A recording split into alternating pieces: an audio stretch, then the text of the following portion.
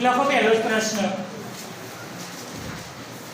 ભારતનું વૈવિધ્યસભર વન્યજીવ સૃષ્ટિ ભારત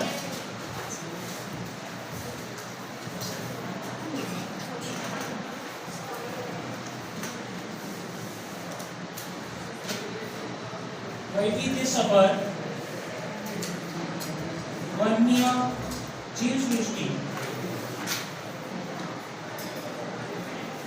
વૈવિધ્યસભર વન્યજીવ સૃષ્ટિ એટલું લખશો તો બી ચાલશે.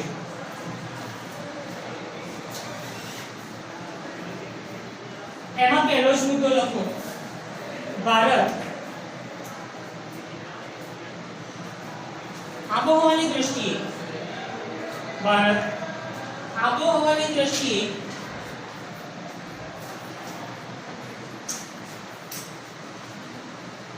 વૈવિધ્યતા ધરાવતો દેશ છે.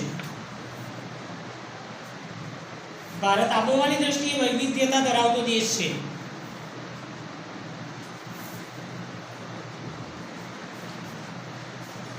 સમગ્ર વિશ્વમાં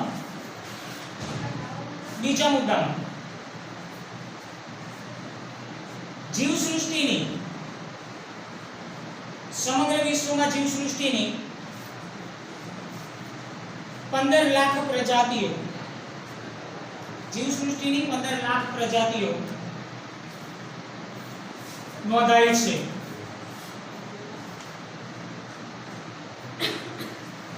જે પૈકી એમાં જ લખો જે પૈકી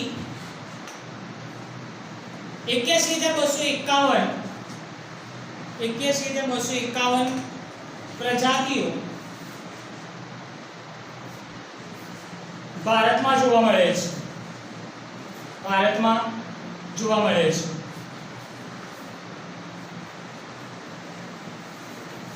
મુદ્દો કાઢજો જેમાં પક્ષીઓ સરીસૃપ પ્રાણીઓ ઉભયજીવી પ્રાણીઓ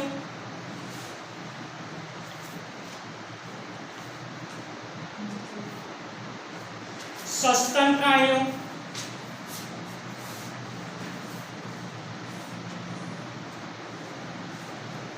મત્સ્ય જાતો કીટકો વગેરે જોવા મળે છે.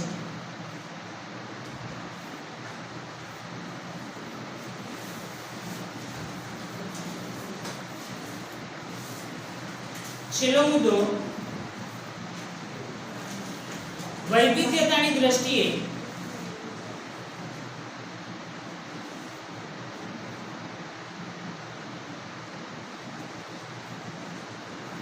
વિશ્વમાં ભારત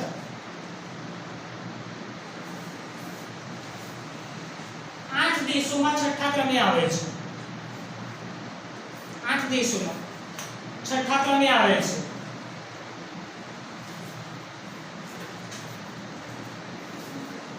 હવે એમાં જ છે એટલે નવેસરથી નીચેથી જ આ જ રીતે લઉં છું.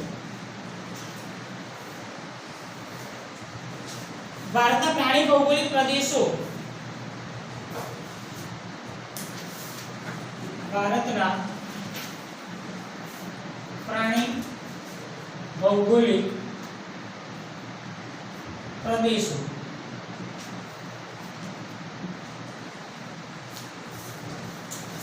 एक नंबर हिमालय प्रदेश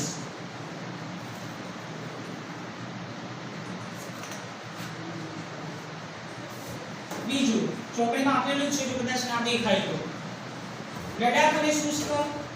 લડાખ અને શુષ્ક શીત ક્ષેત્ર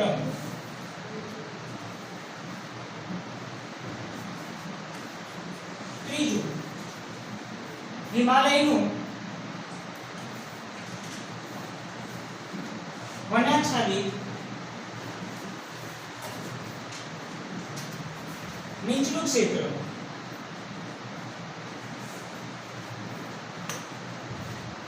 ચોથું હિમાલયના વનસ્પતિ વિહીન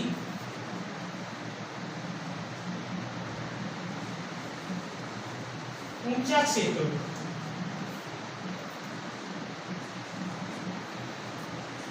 પાંચમું ઉત્તરનું મેદાન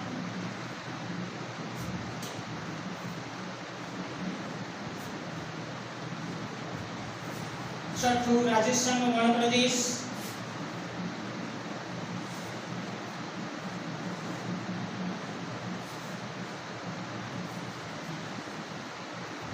સાતમું દ્વીપકલ્પી ઉચ્ચ પ્રદેશ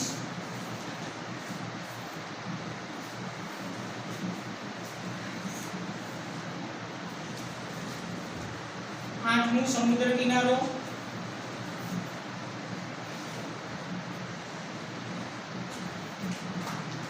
નવમું નીલગિરીની પહાડીઓ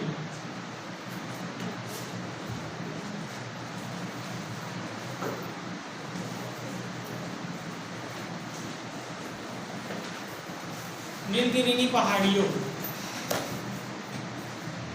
હવે ધ્યાન આપો નોટબુક બંધ કરો હવે વૈવિધ્યતાનો પહેલો પ્રશ્ન જોઈએ કે ભારત વૈવિધ્યસભર વન્યજીવ સૃષ્ટિ ધરાવે છે કઈ રીતે તો જોવા જઈએ તો શરૂઆતમાં એક આ પ્રશ્ન છે અને આ બીજો પ્રશ્ન જે છે આમ તો જોવા જઈએ બંને પ્રશ્ન સ્વાધ્યાયમાં આપેલા છે બંને પ્રશ્ન સ્વાધ્યાયમાં આપેલા છે વૈવિધ્યસભર વન્યજીવ સૃષ્ટિ તેમાં ભારતની વાત કરવાની કે આબોહવાની દ્રષ્ટિએ ભારત એક વૈવિધ્યતા ધરાવતો દેશ છે વૈવિધ્યતા જોવા જઈએ તો કે વિવિધતા લખી શકાય વન્યજીવોની દ્રષ્ટિએ જોવા જઈએ તો વૈવિધ્યતા છે કઈ રીતે તો અલગ અલગ જીવસૃષ્ટિ જોવા મળે છે કઈ રીતે તો કે સમગ્ર વિશ્વમાં યાદ રાખજો કે MCQ માં બી આપેલું હશે કાં તો પૂછાય પરીક્ષામાં કે સમગ્ર વિશ્વમાં જીવસૃષ્ટિની કેટલી પ્રજાતિઓ નોંધાઈ છે 15 લાખ સમગ્ર વિશ્વમાં જીવસૃષ્ટિની કેટલી પ્રજાતિઓ 15 લાખ ટોટલ આખા વિશ્વની જેમાં 81,251 જે પ્રજાતિઓ જે છે એ ભારતમાં જોવા મળે છે 81,251 પ્રજાતિઓ ભારતમાં જોવા મળે છે હવે એમાં અલગ અલગ જીવસૃષ્ટિ આવી ગઈ કઈ રીતે તેમાં પક્ષીઓ એક જ પક્ષી પર્ટિક્યુલર નહીં અલગ અલગ વૈવિધ્યતા છે એક પર્ટિક્યુલર પક્ષી જોવા મળે છે ભારતમાં અલગ અલગ વિદેશમાં અલગ અલગ પક્ષીઓ પક્ષીઓની જાત આવી ગઈ સરીસૃપ એટલે સાપ સરીસૃપ કહેવાય પેટે ઘસડાઈને શરીરે ઘસડાઈને જે ચાલે છે તે એ સરીસૃપ સાપ પણ એક જ સાપ છે એની પણ અલગ અલગ જાતો છે એટલે વૈવિધ્યતા એમાં પણ છે પક્ષીઓ સરીસૃપ ઉભયજીવી પ્રાણીઓ એટલે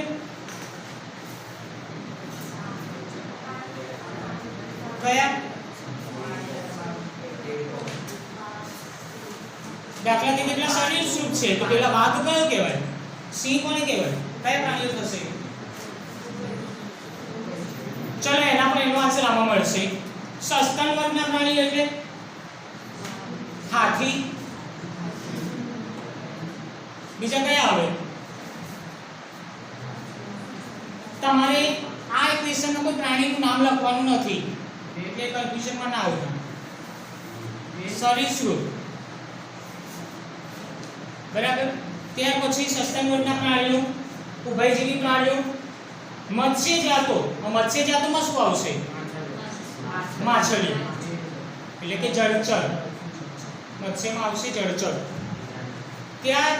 ત્યારબાદ વન્ય જાતોમાં આવશે કીટકો હવે કીટકમાં શું આવશે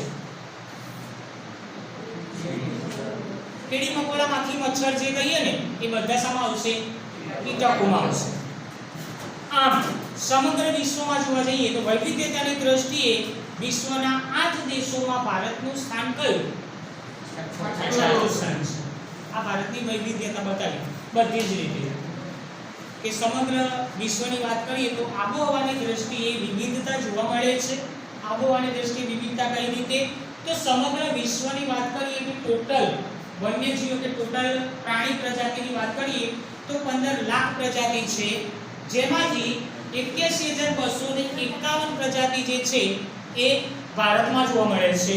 એમાં અલગ અલગ પક્ષીઓ, સરીસૃપ, ઉભયજીવી પ્રાણીઓ, સસ્તન વર્ગના પ્રાણીઓ છે, મત્સ્યજાતો છે અને કીટકો. ત્યાર પછી ભારતમાં વૈવિધ્યતા જોવા મળે છે. એમાં લખવાનું છે કે ભારત વૈવિધ્યતાની દ્રષ્ટિએ વિશ્વમાં 8 દેશો પૈકી ભારતનું સ્થાન છે 6. આ વૈવિધ્યતા પૂરી થઈ પછીનો પ્રશ્ન જે છે એ લખેલો છે, ચલો બોર્ડ પર.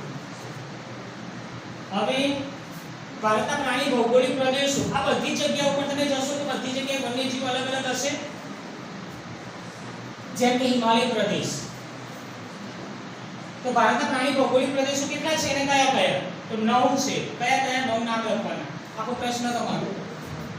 ભારતના પ્રાણી ભૌગોલિક પ્રદેશોમાં પહેલો હિમાલય પ્રદેશ, બીજું લડાખ અને શુષ્ક શીત ક્ષેત્ર, ત્રીજું છે હિમાલયનું વનાચ્છાદિત નીચલું ક્ષેત્ર, ચોથું છે હિમાલયના વનસ્પતિ વિહીન ઊંચા ક્ષેત્રો, ઉત્તરનું મેદાન, છઠ્ઠું છે રાજસ્થાનનો રણ પ્રદેશ, સાતમું દ્વીપકલ્પીય ઉચ્ચ પ્રદેશો, આઠમો છે સમુદ્ર કિનારો, નવમું છે નીલગિરીની પહાડીઓ. આ છે ભારતના પ્રાણી ભૌગોલિક પ્રદેશોના નામ. ટોટલ 9 પ્રદેશો છે.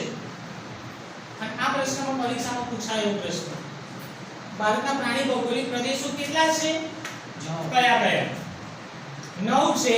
એ 9 નામ લખવાના. ફરીથી એક વખત બોલું છું, પછી મોડે કદાચ પૂછીશ તમને. ભારતના પ્રાણી ભૌગોલિક પ્રદેશો કેટલા છે અને કયા કયા? તો 9 છે. પહેલો છે હિમાલય પ્રદેશ. હવે આમાં 9 માં તમે આડાવડી લખી શકો પરીક્ષામાં. પહેલો છે હિમાલય પ્રદેશ, બીજો લડાખ શુષ્ક શીત ક્ષેત્ર, બીજું લડાખ શુષ્ક શીત ક્ષેત્ર, ત્રીજું હિમાલયનું વનાચ્છાદિત નીચલું ક્ષેત્ર, એના પછી તરત આવશે ઊંચું ક્ષેત્ર, હિમાલયના વનસ્પતિ વિહીન ઊંચા ક્ષેત્રો, પાંચમું ઉત્તરનું મેદાન, છઠ્ઠું રાજસ્થાનનો રણ પ્રદેશ, સાતમું દ્વીપકલ્પીય ઉચ્ચ પ્રદેશ, આઠમું સમુદ્ર કિનારો, નવમું છે નીલગિરીની પહાડીઓ. એટલે કે ભારતના પ્રાણી ભૌગોલિક પ્રદેશોને 9 ભાગમાં વહેંચવામાં આવે છે. 9 નામ લખવાના છે ક્રમ આપીને, અને નવે 9 તમે આડાવડી લખી શકો પરીક્ષામાં. હજુ એક વખત ફરીથી પ્રાણી ભૌગોલિક પ્રદેશોને 9 ભાગમાં વહેંચવામાં આવે છે. પહેલો હિમાલય પ્રદેશ, બીજું લડાખ અને શુષ્ક શીત ક્ષેત્ર, ત્રીજું હિમાલયનું વનસ્પતિ વનાચ્છાદિત નીચલું ક્ષેત્ર, હિમાલયના વનસ્પતિ વિહીન ઊંચા ક્ષેત્ર, પાંચમું ઉત્તરનું મેદાન, છઠ્ઠું છે રાજસ્થાનનો રણ પ્રદેશ, સાતમું છે દ્વીપકલ્પીય ઉચ્ચ પ્રદેશ, આઠમું છે સમુદ્ર કિનારો અને નવમું છે નીલગિરીની પહાડીઓ. આ તમારો બીજો પ્રશ્ન પૂરો થયો કે ભારતના પ્રાણી ભૌગોલિક પ્રદેશો જે છે એ પ્રાણી ભૌગોલિક પ્રદેશો કેટલા છે અને કયા કયા? 9 છે. આ 9 નામ તમારે તૈયાર કરવાના. આ તમારો બીજો પ્રશ્ન. એના પછી આગળ જોઈએ. પછીનો પ્રશ્ન છે ભારતની વૈવિધ્યસભર વન્યજીવ સૃષ્ટિ. હવે આ વસ્તુ જે છે, હવે આ વસ્તુ 10મા ધોરણમાં પણ આવશે. વૈવિધ્યસભર વન્યજીવ સૃષ્ટિ. વૈવિધ્યસભર વન્યજીવ સૃષ્ટિ ટાઇટલ આપો છો.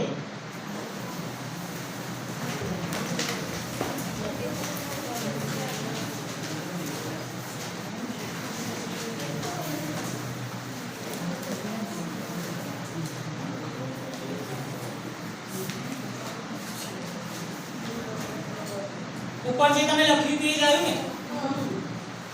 ઉપર તમે લખ્યું તે જ આવ્યું ને? પ્રશ્નને સેમ ગણ્યો તો મેં એટલા માટે કે વૈવિધ્યસભર વન્યજીવ સૃષ્ટિ જે છે, હવે ઉપર તમે જે નામ લખ્યા હતા, હવે તમે જુઓ જે 9 નામ આપેલા છે ચોપડીમાં, એના પછી નીચે શું આપેલું છે? વૈવિધ્યસભર વન્યજીવ સૃષ્ટિ આપેલી છે. હવે એ તમે જોશો તેમાં આપેલું છે. જુઓ, હવે તમે ચોપડીમાં જોવા જશો તો તમને ઝડપથી ખબર નહીં પડે. તમારે આખો પ્રશ્ન જે છે ને સિમ્પલ બનાવવો હોય તો પરીક્ષામાં પૂછાય તો તમારે ડાયરેક્ટ જ લખી નાખવાનું કે પહેલું પ્રાણીઓ, આ બાજુ તેમાં જો ચર્ચા પછી કરજો, પછી બીજું લખો છો પક્ષીઓ, પછી ત્રીજું લખો છો સરીસૃપ પ્રાણીઓ, પછી ચોથું લખો છો તમે જળચર પ્રાણીઓ,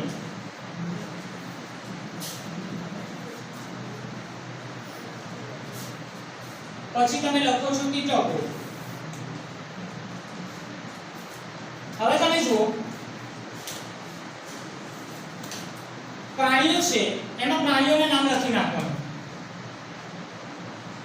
જળચર આપણે જે મુદ્દો જે ટોપિક આપેલો છે નીચે એની અંદર બધા પ્રાણીઓના નામ તમને મળી રહેશે. હવે એમાં તમારે જોવાનું કે આવે જ નહીં. ચલો હવે પ્રાણીઓના નામમાં શું જોવાનું છે? પ્રાણીઓના નામ તમારે લખવાના છે. પક્ષીઓ છે તો પક્ષીઓના નામ એમાં લખવાના છે. તમે એટલે એમાં જોશો તો પક્ષીઓના નામ આપ્યા છે. સરીસૃપ છે તો સાપ, નાગ અને એની અન્ય જાતો છે એના બી નામ આપેલા છે. જળચર છે તો માછલીઓ, માછલીઓમાં પણ અલગ અલગ માછલીઓની જાત એના પણ નામ આપેલા છે. કીટકો મેં તમને કીધું એ પ્રમાણે કીડી, મકોડા, માખી, મચ્છર છે બધા કીટકોમાં આવશે. એટલે તમે આખો પેરેગ્રાફ જુઓ ને તો એ પેરેગ્રાફને આ રીતે વહેંચેલો છે. હવે જો ટેક્સ્ટબુક ની અંદર સૌથી પહેલા શરૂઆતના મુદ્દા જે આપ્યા હશે એમાં નામ જ આપેલા હશે.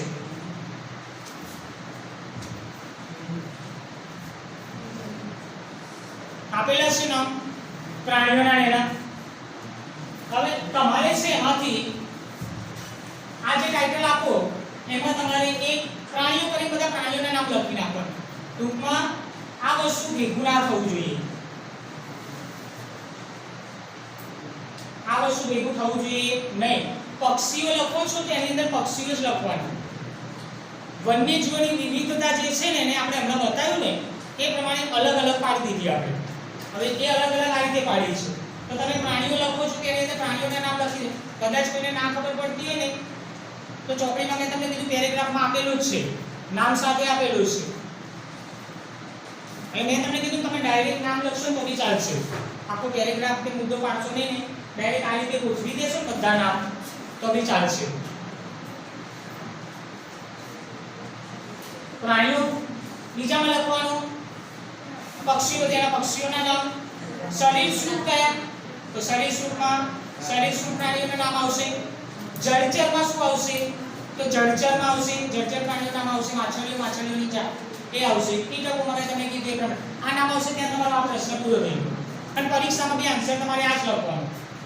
કેમ કે 10મા ધોરણમાં પછી આ પેટર્નથી આગળ આવશે પ્રાણીઓની જાતો.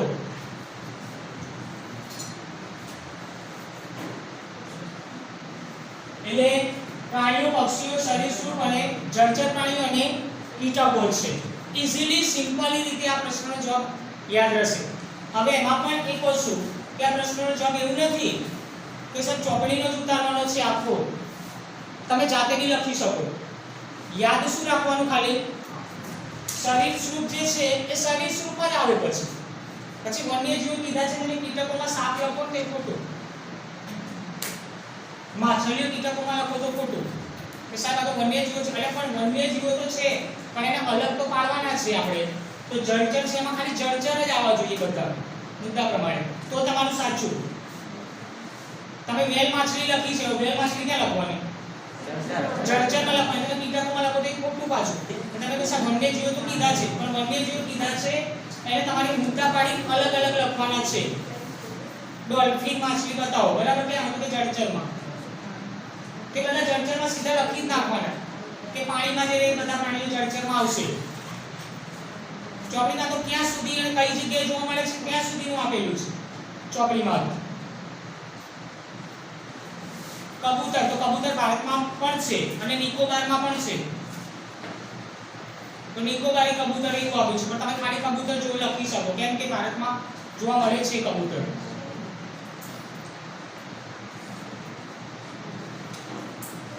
પડી ગઈ ખબર? એટલે આ તમારો આન્સર આખો આ રીતે થઈ જશે. મુદ્દા પાડી દેવાના, સિમ્પલ રીતે મુદ્દા લખી નાખવાના. ખાલી જોવાના છે નામ જ અને એ રીતે સીધો આન્સર લખી નાખવાનો છે.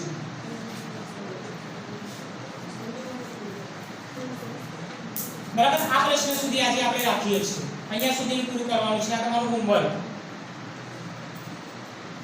આ પ્રશ્ન છે હોમવર્ક તમારું શું લખવાનો પ્રશ્ન એ પ્રશ્ન તૈયાર પણ કરવાનો છે ઓકે અત્યારે સ્ટાર્ટ જ કરી દો લખવાનું બોર્ડ પર લખ્યું છે એ પ્રમાણે ગોઠવી દો અને એને મુદ્દા પાડીને મૂકી દો એમ કે જો કદાચ ખબર નથી પડતી તો તમે ટેક્સ્ટ બુક ની અંદર જોશો તો તમને પ્રાણીઓના નામ મળી રહેશે ટેક્સ્ટ બુક સિવાયના પ્રાણીઓના નામ લખવાની મેં છૂટ આપી છે પણ ક્યારે છૂટ આપી આ પ્રમાણે આવવા જોઈએ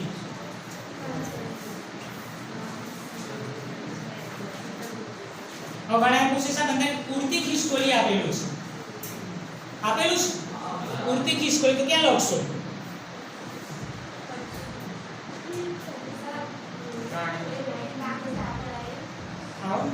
ઉડતી ખિસકોલી છે ક્યાં લખશો પ્રાણીઓમાં લખી નાખશો કે પક્ષીમાં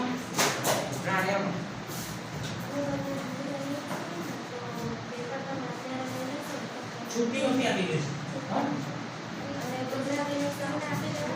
છૂટી વખતે આપી દેશે આપણું ગમે તે સાહેબ આપણે બેઠા છે ને એ સાહેબ જે મળે ને સાહેબ તો હું મળતો મને આપી દેજો બીજા કોઈ સાહેબ દેખાય તો એને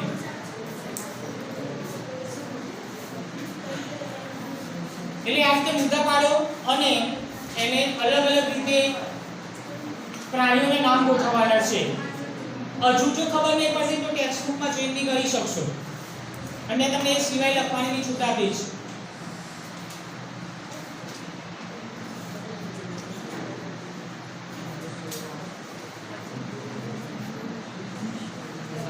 અલગ અલગ પ્રાણીઓ આપેલા છે નામ સાથે જગ્યા સાથે જંગલી બકરીઓને બધા નામ આપેલા છે ડાયરેક્ટ જ પેલામાં લખી નાખવાનું પણ આટલી સિમ્પલ વસ્તુ આ વસ્તુ અલગ પાડવાની છે પ્રાણીઓમાં નામ લખી નાખવાના પહેલા તો પક્ષી ના આવવું જોઈએ કે જળચર ના આવવું જોઈએ કોઈ પર્ટિક્યુલર આપણે નથી કે આટલા પ્રાણીઓના નામ લખવાના એ સસ્તન ને બધું એમાં જ આવી જશે પછી હાથી તમે કીચકમાં લખો એ ના ચાલે એટલે મુદ્દા પાડે છે પ્રાણીઓના નામ જે છે લખી નાખવાના સીધા પ્રાણીમાં પક્ષીઓ જે આવતા હોય બધા પક્ષીઓમાં હવે અત્યારે નવમામાં છે એટલી વસ્તુ તો ખબર પડે પ્રાણી કયું પક્ષી કયું